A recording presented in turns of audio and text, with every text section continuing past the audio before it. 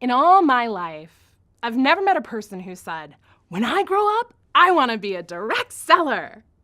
Most of us come to this industry because it offers something more. Maybe you love to stamp and wanted more product. Maybe you want to travel. Maybe you just want some recognition for a job well done. Whatever that something more is, Stampin' Up becomes the vehicle to make it happen. Once upon a time, there were two friends who decided to try their hand at direct sales. They found the Stampin' Up opportunity and thought they'd give it a go. As is often the case with friends, they were different as night and day, and they both defined success differently. The first friend had a big vision. She wanted to grow her Stampin' Up business to have a big impact and touch many lives. She envisions her team stretching across the city, the state, maybe even the country. The second friend's vision was more localized. Her why centered around her family, and she wanted to have enough money to be able to stay home and spend time with the people she cared about most. She didn't want to work all the time and miss out on the important moments in the life of her family. Can you see yourself in one of these friends? Can you start to see which your team members might be? Very often, depending on what stage of your life or business you're at, you might be both of these friends at any given point in time. I've had the good fortune to meet demonstrators at all levels in the company. Some started small, and others were pretty ambitious. Some turned the volume down for a while during a change in the seasons of their life, and some picked up steam after they'd been at it a while. Now let me be clear. Both visions are 100% perfect. You need both of these kinds of demonstrators on your team if you want your team to be healthy. And then there are the people in your team who are hobbyists, who love the creativity and just want to spend time stamping. Don't shame the size of someone's dream just because it's not the same size as yours. Dream scale shame is very real. I've been the big dreamer in the room where people tell me, why can't you just be happy with what you have? And I knew I was destined for something more. I've also seen people who are quite content with making their piece of the world the best that it can be when the people around them are saying, you need to dream bigger. Regardless of the size of your dream, if it's your dream, then it's big, period. This is the story of every demonstrator that has ever been or ever will be. We all come to the table with a story, a dream, a vision for something more. The key is to define success on your terms. You'll never achieve that going after someone else's dream. It has to be yours. The best way to do that is by helping others. You may have heard that famous Zig Ziglar quote, you can have all you want in life if you help enough other people get what they want. There's an important word in there that most people miss. Enough. You can have all you want in life if you help enough other people get what they want. How do you define what's enough? Because it's easy to get caught up in someone else's vision of success if you don't stay true to and honor your own vision of success and know when you've reached your definition of enoughness. That's where I come in. I've been in and around the direct selling industry for over 20 years. As a coach and trainer, I've worked with thousands of direct sellers in dozens of markets. The most successful among them all have one thing in common. They stayed focused on their definition of success. So I'm going to share 3 things with you today that will not only help you define and achieve your vision of success, but also help you train your team to do the same. After all, being a leader is about making a positive impact on the lives of others, but it begins with you. Understanding yourself and your team is the best way to grow a meaningful income doing what you love. In 2012, I wrote my first book, The Secret Watch. It's a parable about defining success on your own terms, and while it was an international Amazon bestseller, the irony was that I wasn't defining success on my own terms at the time. A lot of my life and work was being dictated by the shoulds of others.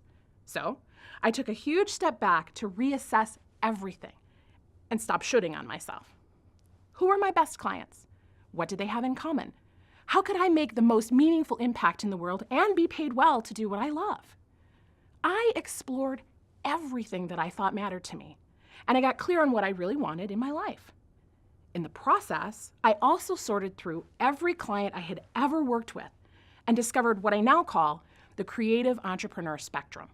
Every business owner falls on this spectrum somewhere, from the very linear, number-loving, pattern-seeking types to the very chaotic, go-with-the-flow and trust the divine types. Each of us is on this spectrum. I myself am a fusion, living right in the middle between the two extremes. I have a huge variety of interests, and choosing just one to pursue can feel like chopping off a limb. Each type has different strengths and blind spots, and when you know your type, as well as the types of your team members, it becomes a lot easier to help them identify and move through what's blocking them on their success journey. You might think you know what your type is, but just because you're good at something doesn't mean it's your preference. It just means you had a lot of practice. The creative freedom entrepreneur type spectrum identifies your preference, not your proficiency. How do you prefer to show up when given the option? How do you best operate in the world, even if you've been shoehorned into a different role for most of your life? Let's look at each type, and later I'll show you how you can take the assessment and discover your type for free. Linears are results-focused. They love to hit goals, meet deadlines, and check off boxes. They can come across as hard-driving type A folks that are good at setting and achieving goals no matter what it takes. They are pattern finders and numbers people. Sometimes they find it easier to relate to a spreadsheet than to the people in their life. Numbers and patterns are predictable. They like stability and comfort and aren't too keen on taking risks. They research, and only then do they make a decision. Linears can also be great at organizing and keeping people on task. Systems and processes come naturally to them like breathing. They can be natural leaders. They're most often the first of the types to see financial success. But relationship building doesn't always come easy to linears because relationships don't seem as straightforward as numbers and deadlines. They see numbers as simple because the rules of numbers don't change. They see people as complicated and tricky, and it can be hard for linears to read between the lines in a conversation. Although everyone is creative in some ways, chaotics are who we typically classify as the artsy ones. They have the clever and crafty ideas that the rest of us steal, with their permission, to use at our own events. They are experience-focused. They go out of their way to make memories and leave a lasting impression on people in a positive way. Chaotics aren't afraid to take risks if it means helping to make an experience even better for their people. They're fiercely loyal to those people too. Chaotics will give you the shirt off their back. Where linears speak in systems, processes, and numbers, chaotics speak in feelings, moods, and moments. Chaotics are great at setting a scene, telling a story, and inspiring people to take action. They are fun-loving leaders, though they don't always come to it naturally. The business side doesn't always come easy to chaotics either, because you can't build a relationship with numbers. Processes, systems, and rules feel too rigid and confining for chaotics who like to trust their gut, go with the flow, or who want to deal with people on an individual case-by-case basis. Fusions have the best and the worst of both worlds. Living right in the middle of the spectrum, they have an equal preference and may lean in either direction as the situation dictates. Fusions are detail-focused. They see intricacies and patterns in relationships that others miss. They are often seen as the jack of all trades in their circle of influence, and they have a wide network of loose contacts that don't overlap because they have a lot of different interests. For example, my group of theater friends doesn't overlap with my group of business colleagues at all. Fusions have an easier time balancing personal and professional demands. They make great leaders once they get over their reluctance. Fusions are often reluctant leaders because they don't experience themselves as good enough. Why? Because their network is filled with people who are more linear or more chaotic than they are. They often see people around them that are better than they are at everything they do. What they don't realize is that no one else in their network is as good at all the things as they are. Fusions spend an inordinate amount of time trying to perfect something before they put it out into the world. If it isn't perfect, they won't share it. As you think about yourself and your current team members, where do you think you fall on the spectrum?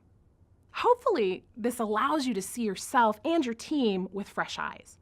Knowing where they are on the spectrum can help you get yourself and your team unstuck when you hit a wall. If a chaotic is struggling to hit her monthly goals, it can be helpful to give the metrics meaning by relating them to people. Sally, you can connect with one person at each event and learn more about them. That would help you find your next team member. If a linear is having compatibility issues with her team members, you could help her devise a recognition game where she communicates something positive to a different team member every day for a month. The team gets inspired. The linear leader gets to check off a box. If a fusion is stuck in perfectionism with his demonstrations, you can help by connecting him with an accountability partner to help him get out of his own way and build his asking for help muscles in the process. Each type has strengths and blind spots, and understanding that can help you be a more effective team leader. I've just hit the highlights here, but I'll show you how you can learn more at the end of our time together.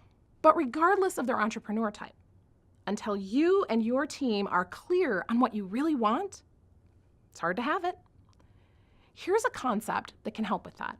It's a simple exercise that you can do with your team that will not only help them get clarity, you'll have a better picture of how you can help them too. Take out your notebooks and write the words, "I matter," at the top. Because you do. Everything in your business begins and ends with you. We're often trained to think that it's selfish to put ourselves first. But just like on an airline, you've got to put your own oxygen mask on first. If your Stampin' Up! Business isn't taking care of you and giving you what you need, it will be hard for you to help anyone else in your organization. So we begin with you. What really matters to you? What do you really want? Write it down. This isn't about titles or dollar signs unless that's what you really want.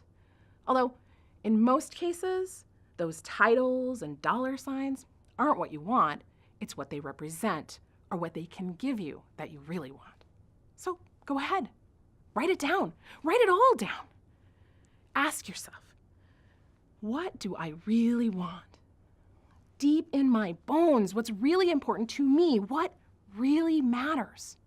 Not what do I want for others? We'll get there in a minute. This is just for you. What do you want for yourself? Allow yourself to drop the judgment and own the truth of what really matters to you. While you're writing, I'll remind you about dream scale shame. Don't compare your dreams and deepest desires to anyone else. Don't write down what you think other people will approve of. Don't write down what other people think should be your goals, dreams, or desires. This is for you. What matters to you? Write that down. This is a judgment-free zone.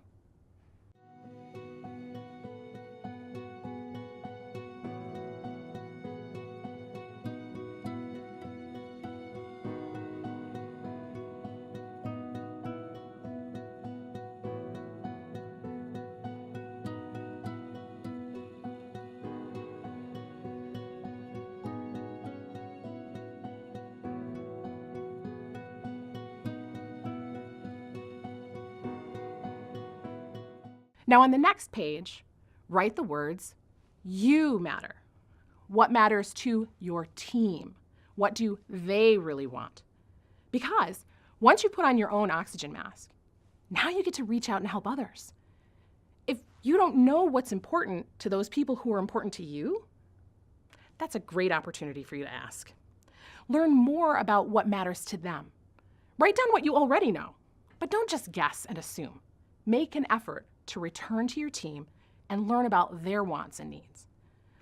How might you be able to help them make the connection between what's important to them and advancing in leadership with Stampin' Up? Now, you can also do this for your family and friends, but for now, we're focusing on your existing Stampin' Up! Team. I'll give you a minute to jot down some ideas.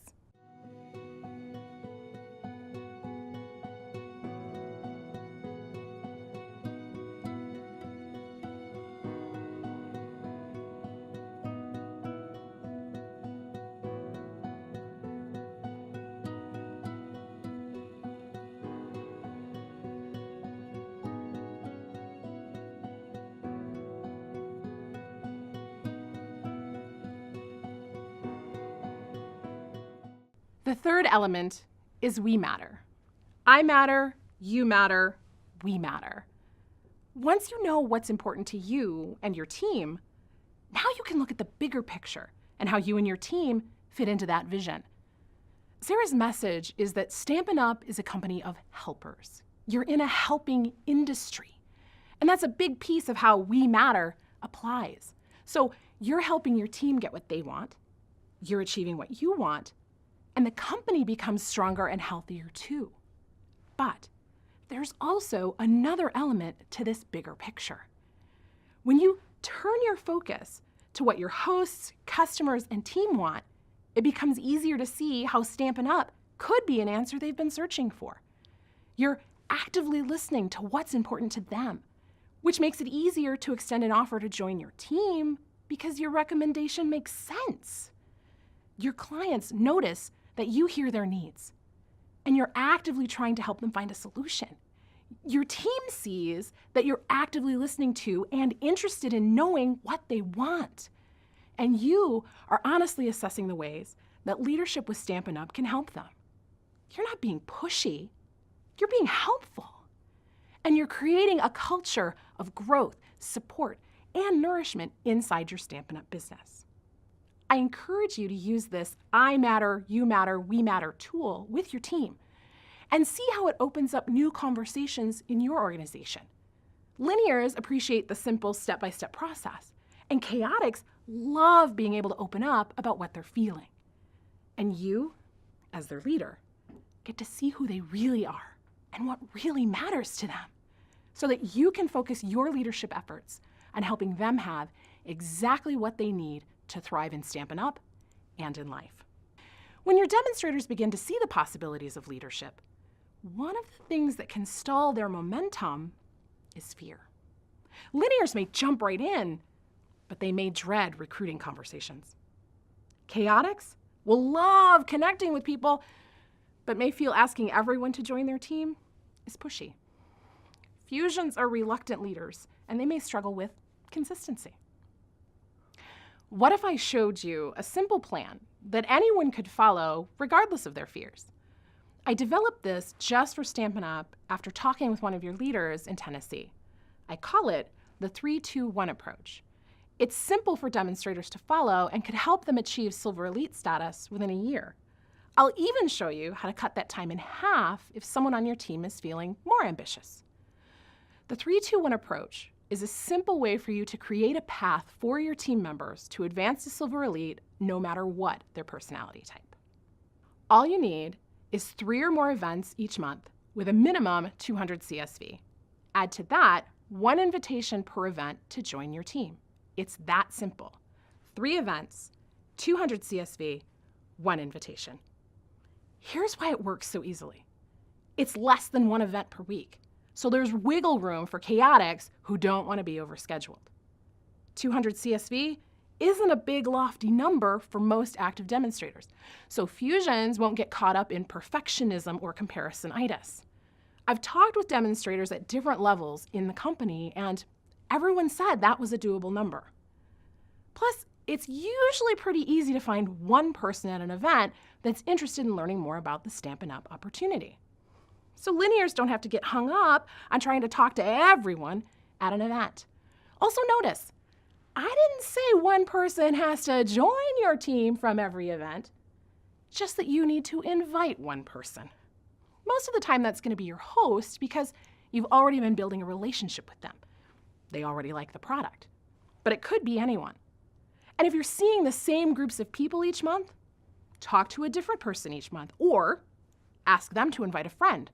Stampin's always more fun when you do it with a friend. That means you get to share what you love with a person or two at each event and share with them why you think the Stampin' Up! Opportunity might be exactly what they need to help them have what really matters to them. You get to be selective, not pushy. Once you've practiced it a bit, you might find yourself so enthusiastic that you're inviting more than one person from each event. Pretty awesome. If you only invited one person from each party, that's 3 invitations per month, or 36 invitations in a year.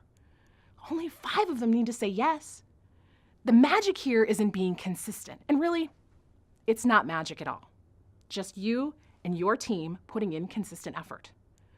One of the reasons my own direct sales teams had such low attrition was because I encouraged them to book events 6 months out and see a longer-term vision for their business. If you're always focused on the next few weeks, that creates a lot of stress and pressure to perform perfectly or get it right all the time. When you encourage your team to look beyond the next few weeks, into the months or even the year ahead, it shifts their mindset from one of perfection to one of practice. Practice builds confidence. Confidence yields competence. When your team feels confident, it becomes easier for them to make the invitation to become part of the Stampin' Up! Family. Consistency creates the opportunity to practice. This also takes the pressure off. By having multiple opportunities to practice leading events and extending the invitation, your team members can focus less on the outcome and more on the activity they can control. They can't control if someone's going to say yes or no to becoming part of the family, but they can control how often they are extending the invitation. The important thing is that your team members are learning to consistently offer the Stampin' Up! Opportunity at their events, or anytime they see a way that the opportunity could be the help that someone needs to achieve their goals and dreams. The last piece for advancing to Silver Elite is to have a silver in your team. Teach your team to train a similar simple approach to their new recruits. Hold a consistent event with a sales goal and offer the Stampin' Up! Opportunity at each event. The odds are in your favor that one of the 5 recruits, if they're trained with this approach, will be the leader that they need to achieve Silver Elite. Do you have a team member who is more ambitious? It's possible to achieve Silver Elite in 6 months by doubling your efforts. Hold 6 events a month, or increase your CSV to 400 per event, or do both. It's up to them. That's the beauty of the 3-2-1 approach. They can do the minimum and still achieve their goals, or they can speed up the process and achieve their definition of success even faster. Again, it goes back to helping them get what they want. That's it. Simple things to help you define and achieve success on your terms by understanding the personalities on your team and using 2 simple tools. The Creative Freedom Entrepreneur Type Quiz will help you uncover your type. Then use the I Matter, You Matter, We Matter tool to get clear on what's really important to you. Then train your team to build their business using the 3-2-1 approach and watch your business grow. As you create a strong recruiting culture that's focused on helping others get what they want, it will be easier for you, as Zig Ziglar said, to have all that you want. These tools help you do that with less effort and more ease. But don't take my word for it. Make a 30-day commitment with your team. Visit lisarobinyoung.com/321challenge and sign up for my free 30-day business building challenge. You'll get free access to my assessment so that you can determine your entrepreneur type, as well as printable tools to guide your team through everything that I've taught you today. James Keller famously said that a candle loses nothing by lighting another candle. Being an entrepreneur can be tough, but when you have the support and encouragement of a team like the one you're building and the team you have here at your Stampin' Up! Headquarters, it can be easier to love what you do, share what you love, and make a difference in your world. Whether your world is the size of your neighborhood or the size of the globe, we need you to shine your light just as you are. So go be a light for your world.